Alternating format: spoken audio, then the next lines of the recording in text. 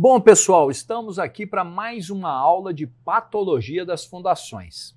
Estamos caminhando passo a passo, falando de investigações, de análises. Agora nós estamos na área do projeto. Estamos falando quais são as consequências e causas para a área de projeto no que tange a patologia das fundações. Se você ainda não se inscreveu no meu canal, se inscreva, deixe o seu like e compartilhe a informação. Hoje vamos para mais uma aula então de patologia focada em projeto. Recordando, meu nome é Christian, tenho meu Instagram também, @ChristianPorcino. Quem quiser acompanhar lá diariamente nos stories ou nos posts, eu estou compartilhando informação, eu vivo de fundações, então eu estou compartilhando tudo lá. Beleza. Análise de projeto. Então essa análise ela é fundamental e só que eu tenho problemas envolvendo o mecanismo de interação solo-estrutura. E essa interação solo-estrutura ela é muito importante para que a gente possa analisar o comportamento da minha fundação, porque eu já falei milhões de vezes e vou repetir. A fundação não é só a estrutura, não é só o solo, é a interação dessa estrutura com o solo local. Então isso é muito importante. Uma coisa que eu quero alertar que tem possibilidade de ruptura é quando eu tenho um grupo de estacas apoiadas sobre camadas pouco espessas, sobrepostas a camadas de argilas moles. Na última aula a gente falou até isso, né? A gente para a estaca por alguma nega, alguma resistência de ponta num terreno duro, porém aquele conjunto de estacas, aquele grupo de estacas vai trabalhar como se fosse uma grande fundação, onde isso vai estar atuando com seus bulbos, né, de pressões, chegando numa camada de argila mole que, se tiver ali bem próxima, pode gerar uma ruptura.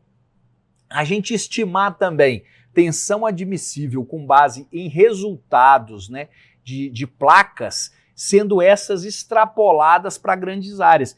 Olha, presta atenção, a gente faz um ensaio de placa de fundação direta numa plaquinha de 80 centímetros. Claro, fazemos a carga, definimos uma tensão, essa tensão para essa placa de 80 vai definir minha tensão admissível do solo. Essa aqui é a ideia, em resumo bem grande aqui, do que é um ensaio de placa.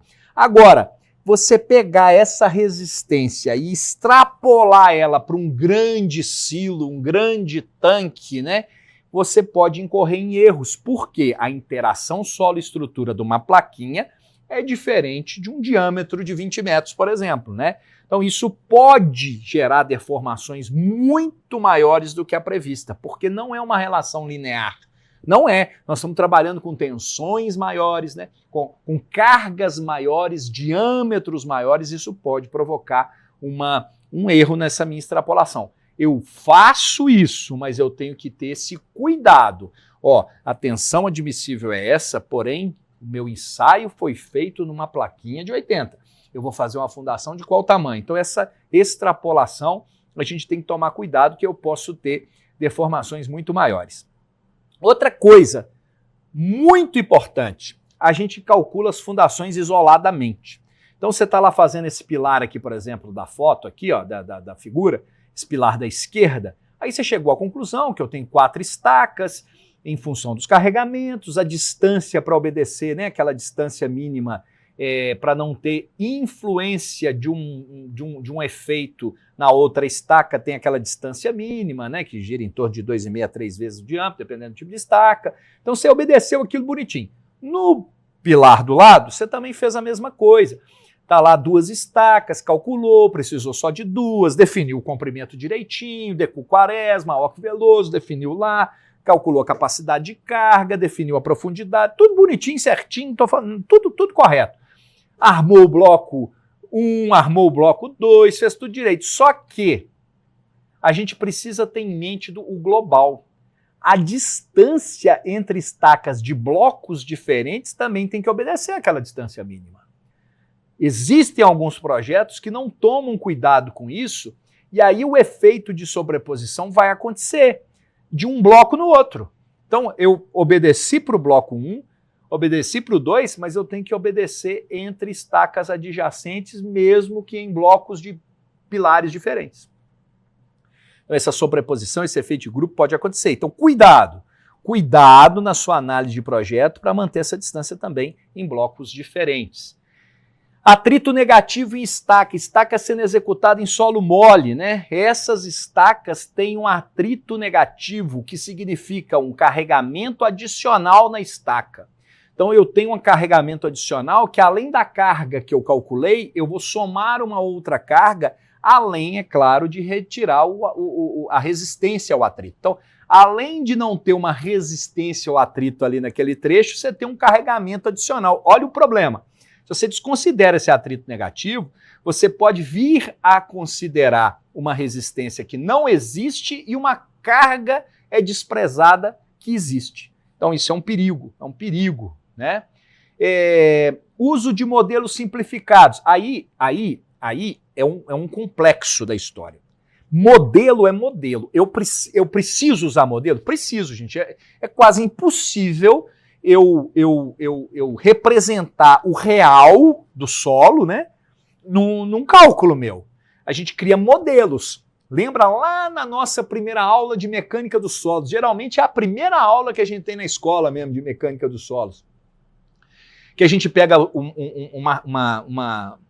uma lâmina de solo e fala, ó, tem vazio, tem sólido, dentro do vazio eu tenho ar e água, e aí eu pego isso e já transformo numa figurinha, onde essa figurinha eu separo lá ar, água e sólidos. Eu não, qualquer professor de mecânica dos solos faz isso, qualquer livro tá isso, né? Separa. Mas isso é teórico, né?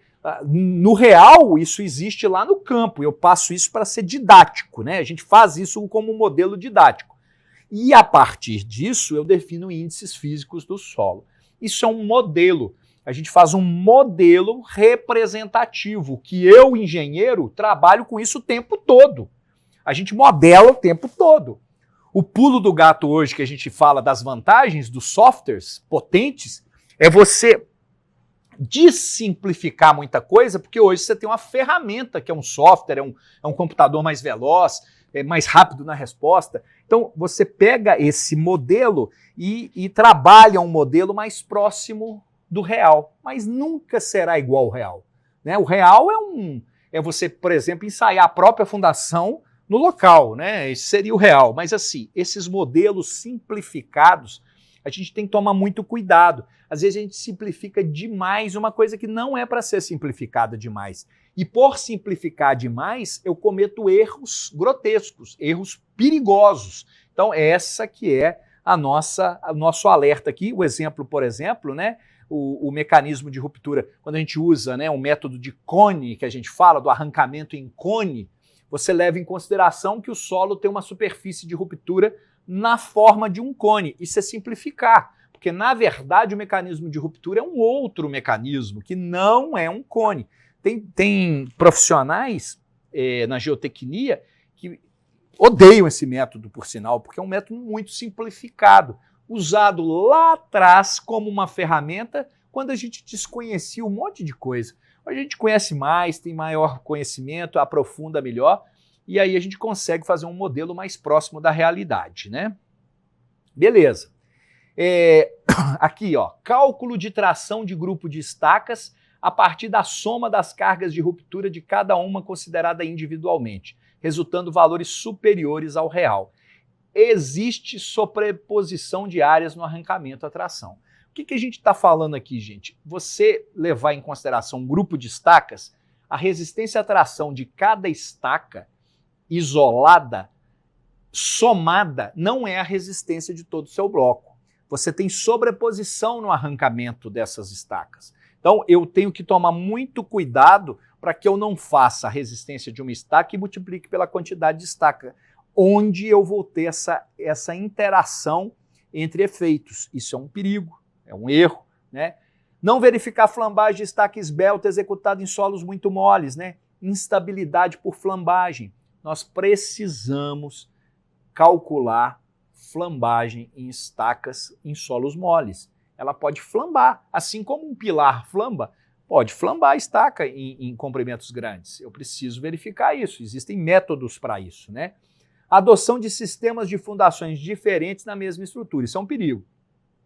Por quê? Você imagina, se tem a mesma estrutura, com fundações, uma direta, outra profunda, isso é complicado, porque você pode ter recalques diferenciais, né? Você pode ter problemas de variação ali, de deformação. Então você tem que tomar muito cuidado com isso. Aí gera um problema, porque eu vou te alertar, né? Vou te alertar, porque você precisa pensar em juntas na estrutura, né? Juntas de dilatação, juntas para que quando você vai ter essa diferença de deformação, a estrutura está apta a receber esse diferencial. Pode acontecer muito, gente, em grandes construções onde eu tenho corte e aterro. Aí você vai apoiar a mesma fundação direta no corte e no aterro. A deformabilidade desses dois tipos de corte e aterro, dependendo de como é que foi executado o aterro, pode gerar problemas também de recalque diferencial. Beleza. Para os blocos com mais de um pilar, esse é um cuidado que a gente precisa tomar, que isso é a resistência dos materiais. Isso não é nem mecânica dos solos, nem estrutura de concreto, nem fundação, isso é conceito de resistência dos materiais, que é fazer com que o centro de gravidade do estaqueamento coincida com o centro de carga dos pilares. Então, quando você tem uma figura, né, aqui é típica, né, por exemplo, com 5 estacas, onde o centro de carga dessas 5 estacas está localizada a 2/5 da base com 3 estacas, né, eu preciso colocar esse centro de gravidade do estaqueamento coincidente com o centro de carga do pilar. Ou seja, a carga está chegando no centro de gravidade, sem excentricidade. Porque se você tem excentricidade, você gera momento adicional ali, carregamento adicional em estacas. Isso é um problema. Então, quando a gente está projetando, a gente tem que deixar essas cotas muito bem definidas, locadas de uma forma muito bem definida, para que na hora da execução, o executor também tome esse cuidado, né? Beleza. Evitar a distribuição de estaque indicada na figura A. Presta atenção, você está vendo aqui um pilar aqui, outro pilar aqui, e as estacas nesse sentido. Evita isso. Tenta colocar todos no mesmo alinhamento. Se o meu bloco vai ter esses 2 pilares, que eles sejam alinhados com o bloco maior e que as estacas também estejam alinhadas. Isso é uma recomendação. Recomendação para que fique mais simétrico o seu bloco, evitando a introdução de um momento torsor que poderia acontecer aqui. Eu poderia armar para ele, poderia projetar para isso, poderia, mas por que não evitar? Outra coisa, blocos muito grandes contínuos, a tendência é isso trincar, né? A tendência, se eu não fizer algo semelhante à letra B aqui, o recomendável, a tendência é que, se eu manter isso contínuo, que ocorra uma trinca, uma fissura exatamente no ponto onde eu poderia ter deixado essa descontinuidade aqui. Porque estrutura muito grande, gente, tanto que as normas de concreto definem, né, os panos máximos antes de você ter uma junta, né? Então é importante a gente tomar esses cuidados recomendáveis. Gente, se eu fizer o da letra A, vai cair? Não quer dizer que vai cair. Mas é uma questão de você não conviver com uma trinca, algum problema que possa te deixar preocupado, né? No caso de bloco com 2 estacas para 2 pilares, deve-se evitar a posição da estaca embaixo dos pilares. Por quê, gente? A natureza, a teoria é uma coisa, a natureza é um pouco diferente. O modelo representa a natureza, mas a natureza é meio que óbvia. Se você chegar aqui, calculou bonitinho, igual eu falei, centro de gravidade, centro de carga, tudo bonitinho. Essa letra A está conforme a regra, né? Só que debaixo de uma estaca, debaixo de um pilar, você colocou uma estaca. É óbvio porque esse modelo vai tender a jogar essa carga toda para essa estaca aqui, né? Em detrimento dessa aqui. Isso é óbvio. Então, se eu faço um modelo mais recomendável dessa distribuição acontecer dessa forma, é mais fácil esse bloco absorver a carga e depois transferir para as estacas. É isso que essa figura está tentando mostrar para a gente. Então a gente não deve misturar estaca de diferente diâmetro no mesmo bloco, é uma outra questão, você tem módulos diferentes, né? Tanto módulo de resistência, modularidade do concreto é o mesmo, mas você tem dimensões diferentes, a gente deve evitar misturar essas dimensões. Por quê, gente?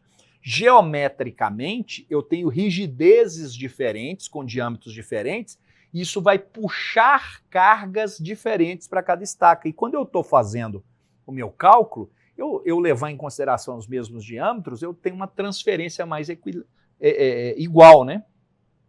E é isso. Por hoje é só. Fechamos mais uma aula. Mais uma vez, te peço que me acompanhe no Instagram, @ChristianPorcino. Lá você pode deixar pergunta, pode deixar pergunta aqui no YouTube também, tá? Deixa pergunta aqui no YouTube que eu vou te responder. Respondo todas as perguntas. Lá no Instagram você pode perguntar, eu estou no Instagram todo dia, vou estar perguntando, vou estar compartilhando informação, posto muita informação interessante, vídeo, minhas idas em obra, em fiscalização, em andamento. E fique tranquilo, tem alguma dúvida? Pode me perguntar que eu faço questão de responder. A ideia é divulgar engenharia, a ideia é divulgar fundações, geotecnia, solos, divulgar todas essas informações para vocês. Eu agradeço aí e um abraço e até a próxima.